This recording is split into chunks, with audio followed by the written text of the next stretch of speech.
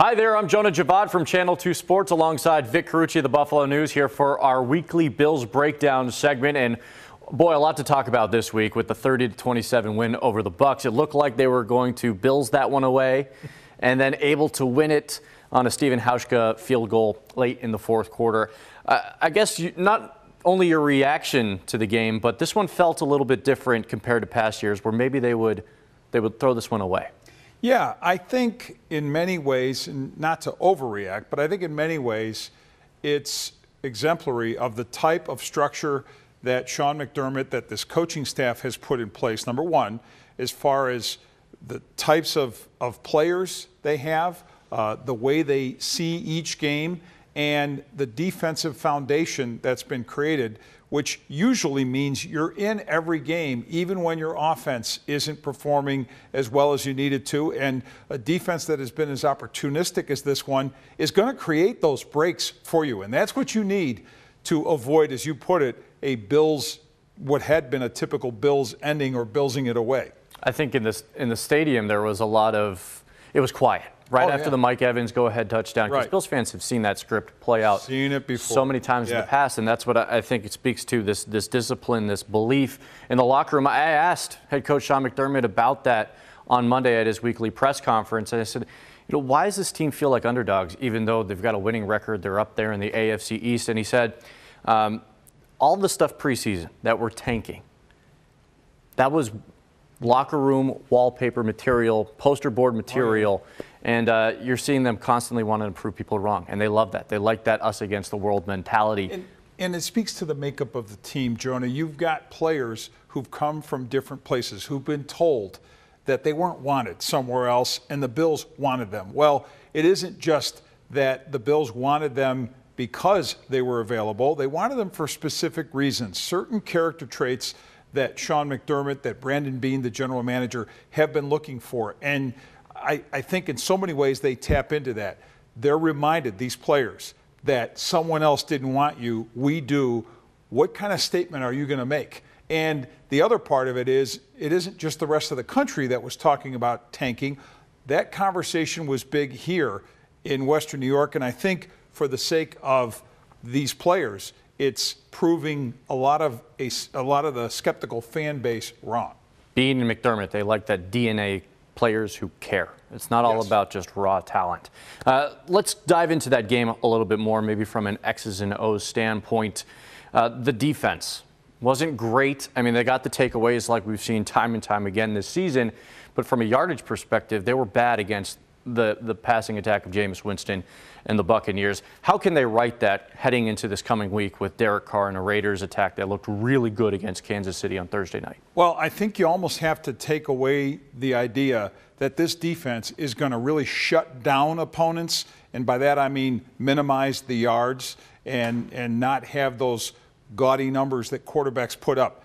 You're going to get gaudy numbers when you're playing the zone looks that this defense plays. You're going to leave gaps in areas in the secondary wide open for teams to attack, and that's what they're going to do. The other thing is, and this was especially true against Jameis Winston, the approach was minimal pass rush, maximum coverage. So when there's minimal pass rush, he has time to find those targets, and he found them, and they did accumulate a lot of yards. And yes, it got dicey and hairy toward the end, but it's the type of approach that's set up so that he sees fewer options, and then you have opportunities for turnovers.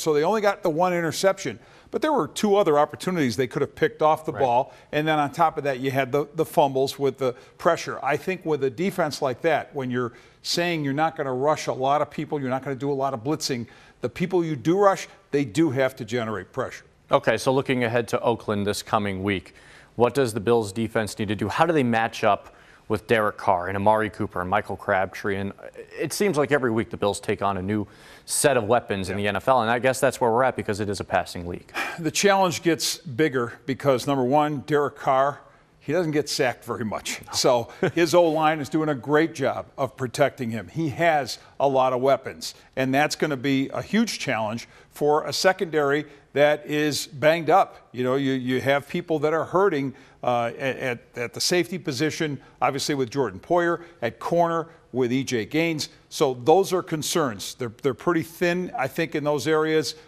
They try to scour the rest of the league to find help, but to try to do that in late October and getting quality people is difficult. So it's going to have to come from creative coaching, mixing up your coverages, having Micah Hyde be what he's been, that great quarterback for the secondary, having Tre'Davious White stand up as he has when he makes a bad play. And I know this guy does a lot of flogging of himself in public. He beats himself up so much when he gives up a play like that Mike Evans touchdown, when he had those big plays that A.J. Green got before that. But he does rebound, and you're going to have to count on his mental strength to overcome that and lean on that to be key. And your pass rush, Jerry Hughes and company, they have to get something going again against the quarterback who stays upright quite a bit. I'm expecting this to be a Raiders offense that comes in and wants to throw that ball 50 times, perhaps. With Marshawn Lynch suspended this week because of his conduct in the Kansas City Chiefs game, running onto the field, grabbing the ref, shoving him. He was ejected from that game, so he will not play in Orchard Park.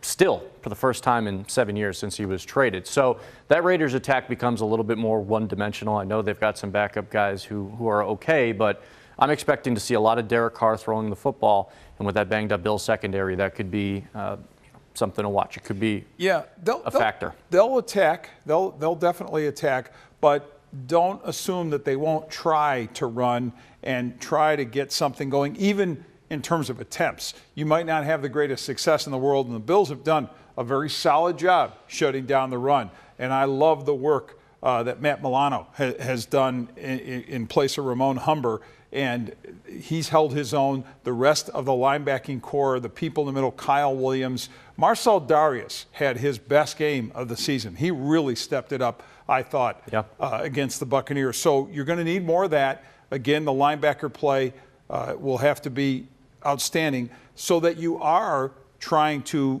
get them a little more one-dimensional. I think as opportunistic as this defense sees itself and the big plays that they've been making, I think those are generated when the other team does do what the previous opponents have all done, and that is try to attack through the air. Yeah, and that leaves the possibility for more interceptions for that back end. The injuries, though, is going to be the key factor heading into Sunday against the Raiders.